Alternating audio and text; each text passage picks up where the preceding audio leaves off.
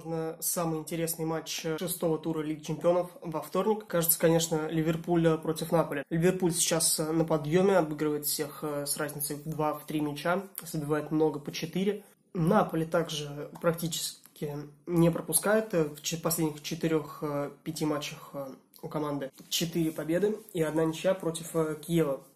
Скорее всего, это, конечно, просто небольшая осечка от неаполитанцев. Но самое главное, что в этом матче интересного, это, во-первых, названия команд. Играют гранды мирового футбола и положение в таблице. Ливерпуль устраивает только победа.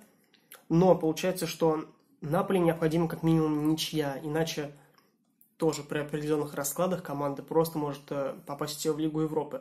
Так что здесь, скорее всего, игра будет идти до первого мяча с любой стороны. Потому что если забьет Ливерпуль, соответственно, Наполи придется бежать в атаку. Если Наполи, то Ливерпулю. Скорее всего, мы увидим результативный матч. Может быть, мяча 3-4. Но, чтобы подстраховаться, конечно, лучше поставить на то, что обе команды забьют. Коэффициент сегодня был у нас 1,6. Ставка, на самом деле, очень проходная. Здесь стоит упомянуть, конечно, о великолепном нападении Ливерпуля и неплохой защите. Здесь увидим огромное обилие голов и очень зрелищный футбол от подопечных Юргена Клоппа. И, конечно же, нашего всеми любимыми итальянца Карло Анчелотти. Команда показывает великолепный, фантастический футбол, достойный великолепного города Неаполя. Просто замечательно играют, говорить нечего. Но Ливерпуль свое отожмет в этом матче, так сказать.